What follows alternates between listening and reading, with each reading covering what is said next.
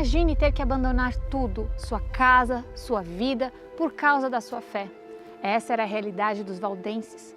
Acusados injustamente de heresia pela Igreja Católica, eles se viram obrigados a fugir pelas montanhas, enfrentando frio, fome e constante ameaça de morte. Repetidamente, os soberanos dos vales recebiam ordens de Roma para massacrá-los.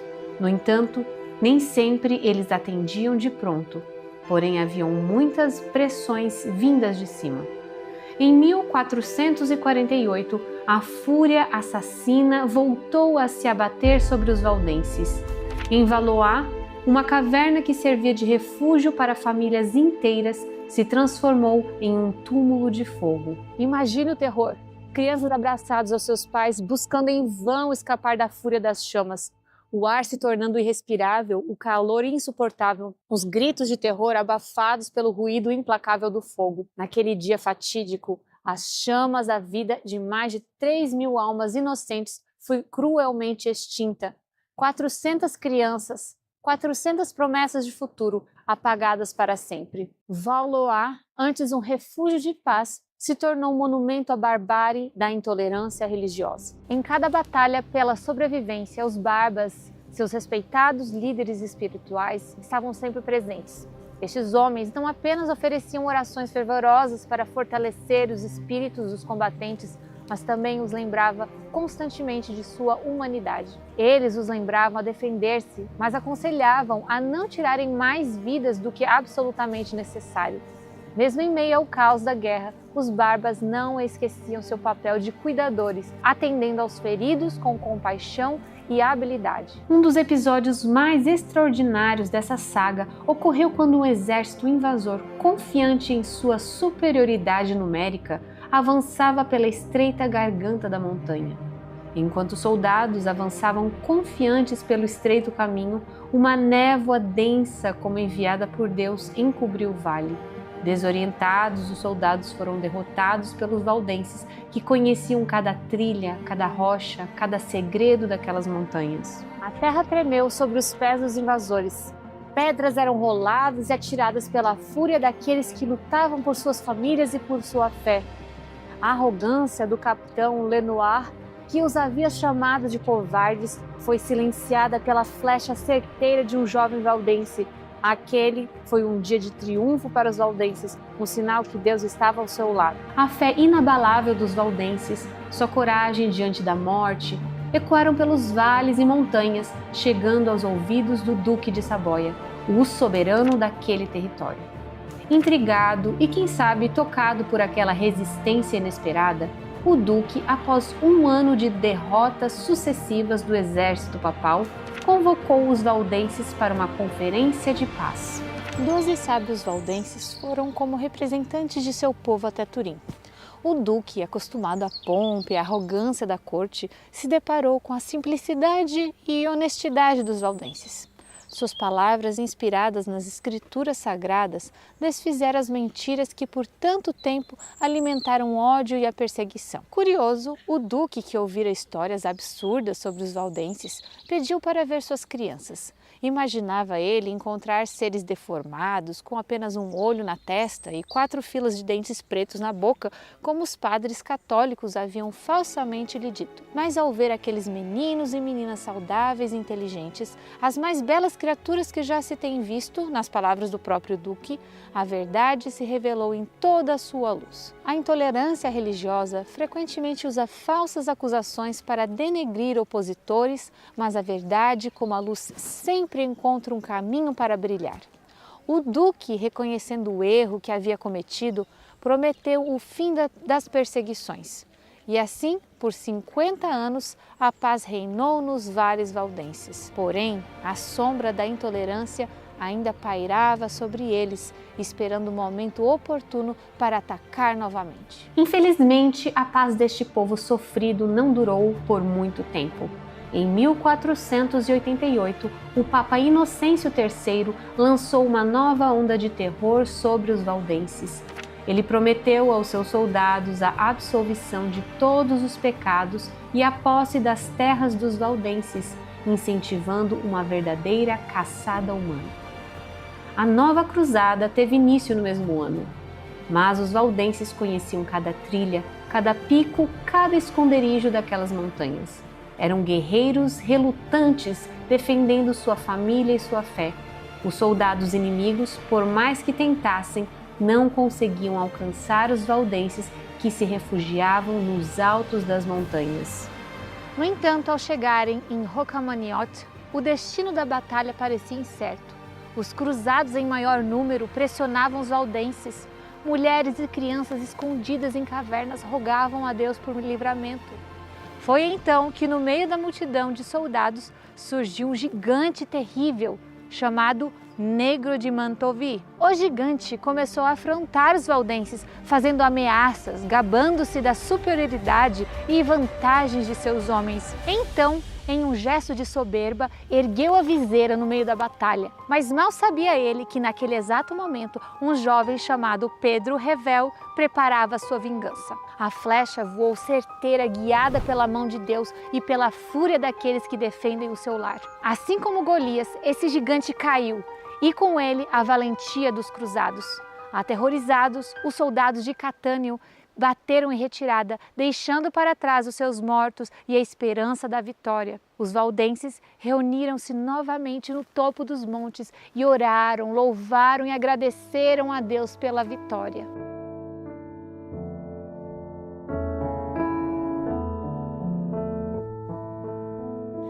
O Senhor preserva todos aqueles que o amam, mas todos os perversos ele destruirá.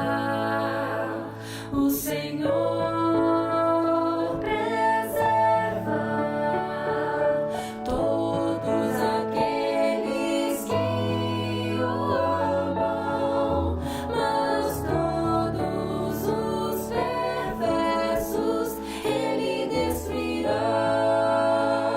Salmo 145, verso 20.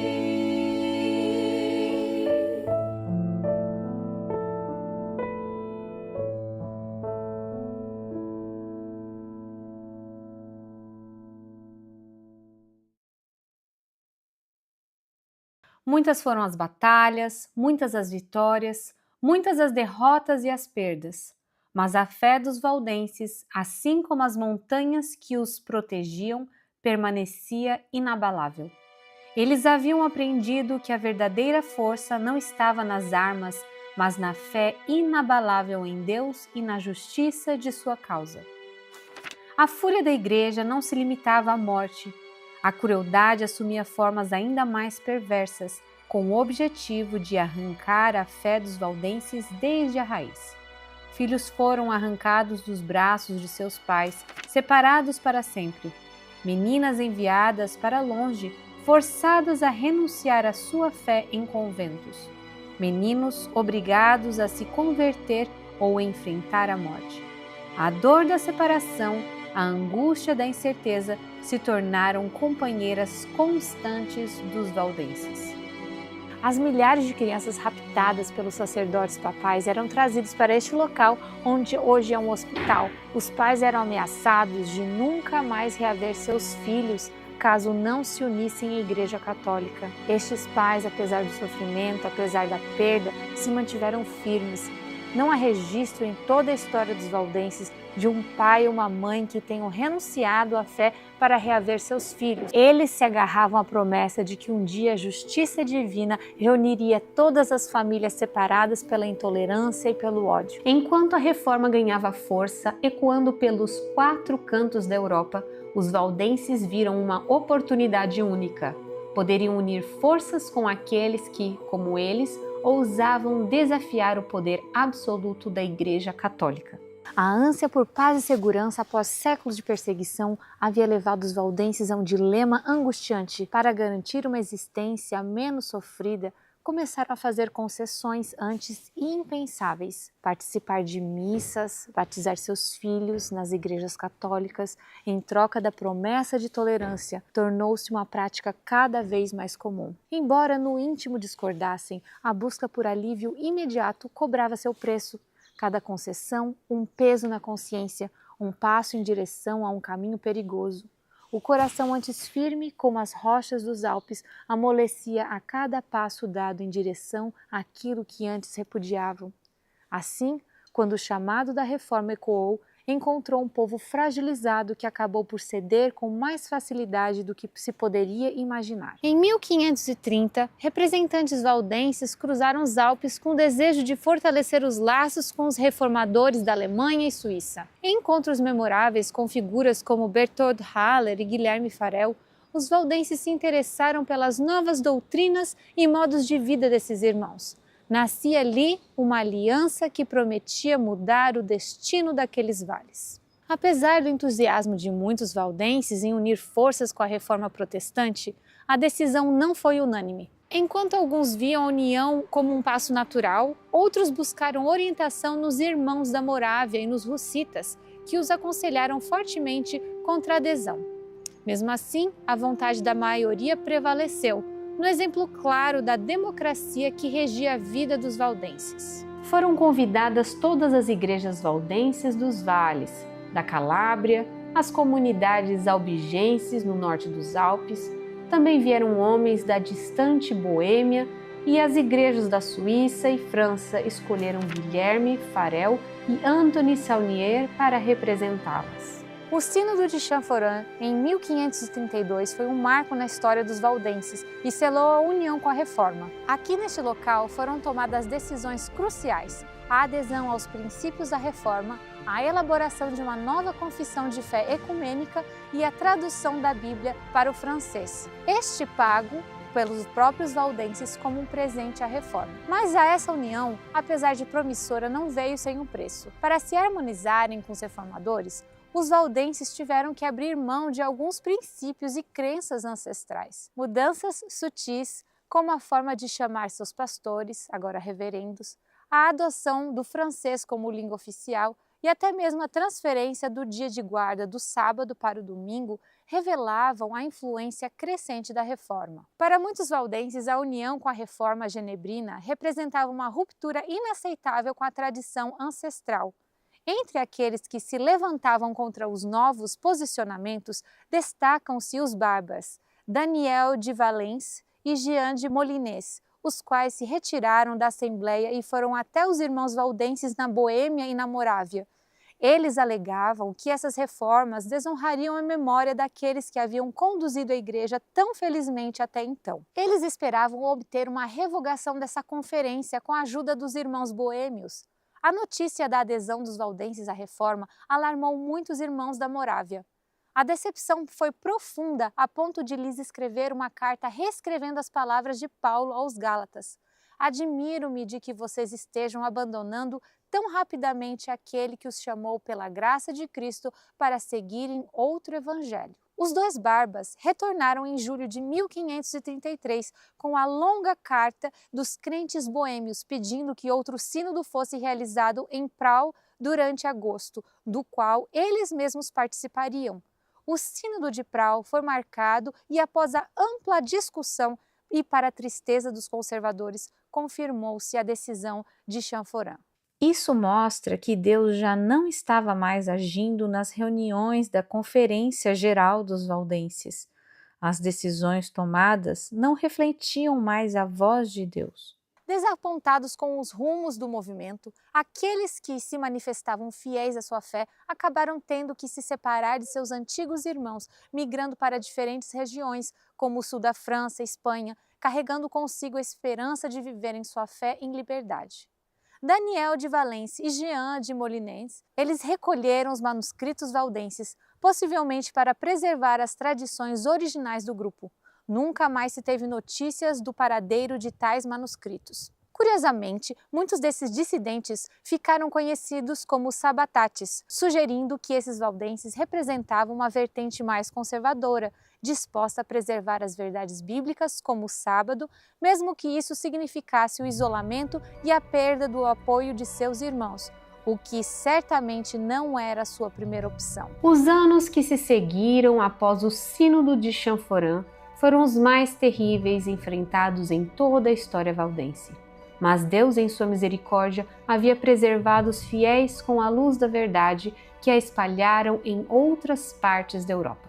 Durante os séculos XIV e XV, um grande número de valdenses migraram para a Calábria, escapando das perseguições e fomes que assolavam suas comunidades. Ali, entre colinas e vales, eles fundaram pequenas comunidades agrícolas, vivendo em relativa paz e mantendo suas práticas religiosas. Para não terem problemas com a liderança, prometeram entregar os dízimos ao clero romano a fim de gozarem de certa paz. Fizeram isso mesmo sendo contrário às suas convicções. A vida na Calábria permitiu que os valdenses prosperassem. Eles cultivavam a terra e transmitiam suas tradições para as gerações subsequentes. Todavia, por conta do tempo de paz que viviam, essas comunidades tornaram-se mornas. Mas tudo mudaria com a chegada da Reforma Protestante no século XVI, quando as tensões religiosas na Europa aumentaram. Eles mal podiam crer que a Bíblia estava sendo pregada por toda a Europa e as heresias de Roma sendo combatidas. Os valdenses da Calábria despertaram de sua dormência e seu zelo missionário reviveu. Começaram a pregar nas cidades e vilas vizinhas sobre os erros da igreja. Inclusive, pararam de enviar os dízimos à instituição romana. Enviaram então cartas à Igreja Mãe nos Alpes, solicitando pastores missionários. A igreja enviou um jovem que havia estudado na escola de Calvino, Jean-Louis Pascal, o qual deixou a sua noiva esperando. Pascoli tornou-se um símbolo da resistência valdense, organizando a defesa da sua comunidade frente às ameaças externas e fortalecendo-lhes a fé. Jean Pascali liderou reuniões e encorajou os valdenses a permanecerem firmes em sua fé, mesmo diante do perigo iminente. Sua liderança inspirou muitos a resistirem à pressão de conversão forçada. Infelizmente, o jovem pastor foi capturado e finalmente levado a Roma. Em 1561, sob ordens do Papa Pio IV, uma campanha militar foi lançada para erradicar a presença valdense na Calábria. Tropas espanholas e locais foram enviadas para eliminar essas comunidades. As aldeias foram cercadas e seus habitantes enfrentaram uma escolha cruel: converter-se ou enfrentar a morte. Muitos foram massacrados, outros presos e vendidos como escravos. Jean Pasquale, apesar de seus esforços heróicos, não conseguiu evitar a tragédia que se abateu sobre seu povo. Numa manhã de primavera, aqui na cidade de Roma, a fogueira estava preparada na ponte em frente ao Castelo Sant'Angelo. O Papa Pio IV estava rodeado por cardeais e clérigos e observava de cima do castelo enquanto um palco central estava aguardando o prisioneiro. Pascali, um jovem marcado pelo sofrimento, foi trazido ao palco sob gritos da multidão. Herege, filho do diabo! Com firmeza inabalável, ele declarou: Vim aqui morrer hoje por confessar minha crença em meu divino Mestre e Salvador Jesus Cristo. De boa vontade dou minha vida por ele, que deu a sua por mim. Então, com coragem, Pascal se voltou ao Papa, acusando de ser o assassino do povo de Deus, inimigo do Evangelho de Cristo e também o anticristo. Ele desafiou o Papa e seus cardeais a comparecerem um dia diante do tribunal de Deus, onde seriam julgados por seus crimes contra os seguidores de Jesus. Desconfortáveis com a ousadia de Pasquale, o Papa e seus cardeais sinalizaram ao executor para que apressasse a execução. Deste modo, foi silenciado o testemunho deste homem corajoso. Como vimos, a aliança com a Reforma em 1523 trouxe consigo um período sombrio para os valdenses, a chamada Páscoa Piemontesa. Essa onda de perseguição religiosa implacável testou a resistência do povo valdense, mas foi em meio à crueldade que um líder nato se revelou, Josué de Avenel. Sua coragem inabalável e astúcia militar se tornaram lendárias, inspirando a resistência e gravando seu nome na história valdense. É um fato histórico que foi ele quem criou o sistema de autodefesa de guerrilhas. Conhecendo bem o terreno, com poucos homens que se restaram, criavam um movimento de resistência, derrotando assim exércitos muito maiores. Essa estratégia de guerra foi utilizada por Napoleão, sendo que ele aprendeu deste guerreiro valdense. O interessante é que foi com esse formato de guerra que ajudou Napoleão a acabar com a supremacia papal, fazendo o Papa cativo em 1798. Na primavera de 1655, o exército do Duque de Savoia, com 4.000 homens fortes, avançou pelo Vale de Rorá, determinado a esmagar os valdenses. Josué de Avenel, com apenas 17 guerreiros montanheses, enfrentou o impossível. Escondidos nas encostas íngremes, Janavel e seus homens desencadearam uma tempestade de pedras e flechas sobre os invasores. O terreno estreito transformou-se numa armadilha mortal. Soldados caíam aos montes, e as suas armaduras eram inúteis contra a fúria da montanha e a precisão dos defensores. Em poucas horas, o que deveria ser uma conquista fácil tornou-se um pesadelo para o exército ducal. Centenas de mortos e feridos jaziam nos vales, enquanto os sobreviventes fugiam em pânico.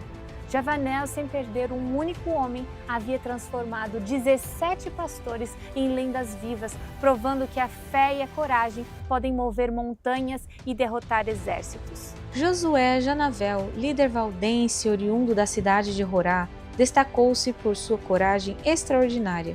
Sua vida familiar foi tragicamente devastada quando tropas do Duque de Savoia atacaram de forma brutal. Durante sua ausência, enquanto defendia bravamente sua comunidade, os invasores surpreenderam e capturaram sua família.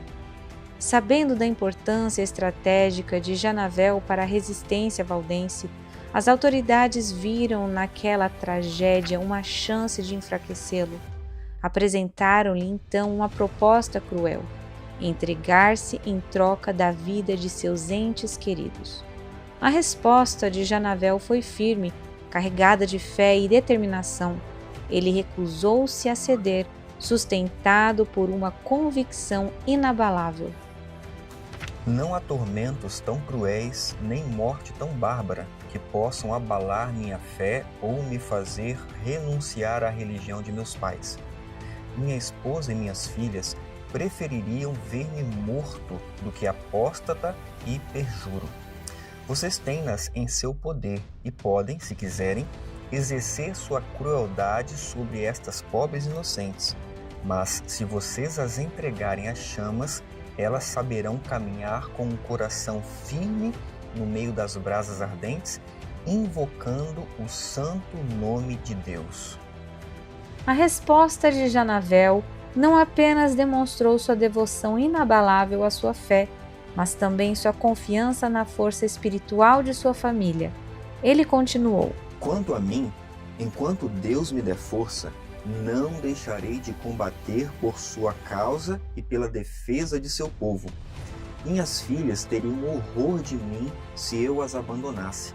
Elas me exortam a perseverar até o fim, e se for preciso, elas me fornecerão elas mesmas a corda para enforcá-las, caso tenham a fraqueza de ceder às suas ameaças e renunciar à sua fé. Essas palavras pronunciadas em um momento de extrema adversidade solidificaram o legado de Janavel como símbolo de resistência e fé inabalável entre os valdenses. Após tantos feitos, Janavel tornou-se um obstáculo significativo para a Igreja Católica. Em resposta, a Igreja propôs um acordo de paz aos valdenses, condicionado ao exílio de Janavel em Genebra. Enfrentando um dilema doloroso, Janavel optou pelo sacrifício pessoal em prol de seu povo. Com grande pesar, ele aceitou o exílio, passando seus 25 últimos anos de vida em Genebra. Ao final de sua vida, Janavel foi sepultado aqui, no antigo cemitério de Genebra, longe de sua terra natal, mas lembrado como um líder que priorizou o bem-estar de sua comunidade acima de seus próprios interesses. A luta dos valdenses estava longe de acabar.